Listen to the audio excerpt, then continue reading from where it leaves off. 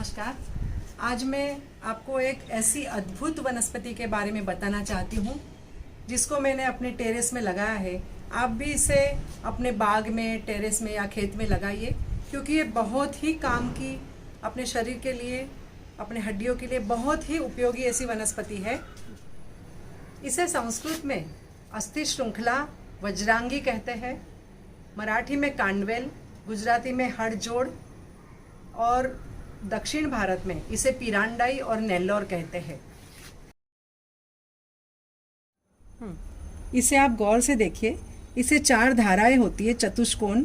कभी कभी 3 धाराएं भी रहती है, लेकिन चतुष्कोण का पेड़ ज़्यादा मिलता है। इसके लीव्स देखिए कितने मांसल है, कितने नाजुक है, इसके टेंड्रिल्स है, ये ऐसी वेल चढ़ती जाती है। आइए दोस्तों, अब हम इसके गुणकर्म के बारे में सोचते हैं। इसका नाम ही अस्थि श्रृंखला है, वज्रांगी है। इसका मतलब इसका काम अपने अस्थियों से, अपने हड्डियों से जुड़ा हुआ है। और वज्रांगी यानी वज्र की तरह मजबूत बनाने वाला, यानी अपनी हड्डियों के लिए ये बहुत ही पोषक और मजबूत बनाने वाला है।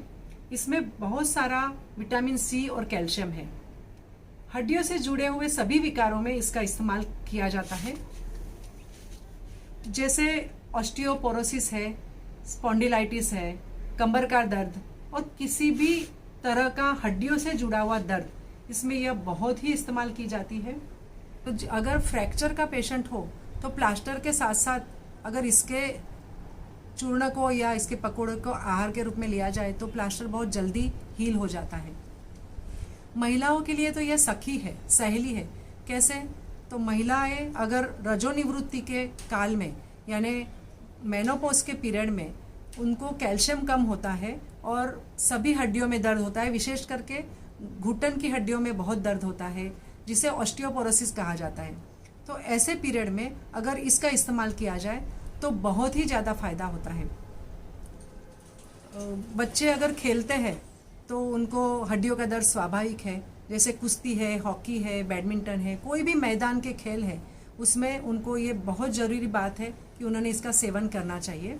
दोस्तों, इसका इस्तेमाल दांत को मजबूत बनाने में और केशों के विकारों में भी किया जाता है। केश भी इससे मजबूत होते हैं, टूटने से बचते हैं।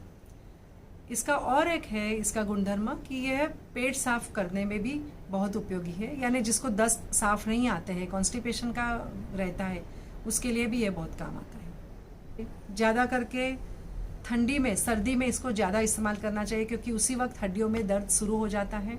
आप इसको आहार के रूप में इस्तेमाल कर सकते हैं, जैसे इसकी चटनी बनाओ, इसके पकोड़े बनाओ, या इसका चूरन भी बना के रखा तो घी और गुड़ के साथ आप खा सकते हैं। पकोड़े भी उड़द की दाल छिलकी निकाली हुई, भिगोई हुई, उसके साथ में इसका कांड है, उसको काट के घी, तिल के तेल में उसकी भजी बनाए, पकोड़े बनाए जाए, ऐसा मेरा कहना है। तो आप इसको बहुत ज़्यादा से ज़्यादा इस्तेमाल कीजिए। दक्षिण भारत में तो इसकी आहार में बहुत ही ज़्यादा इस्तेमाल किया जाता है।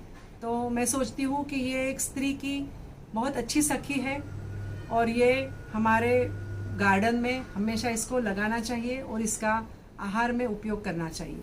धन्यवाद। जय हिंद, जय भारत।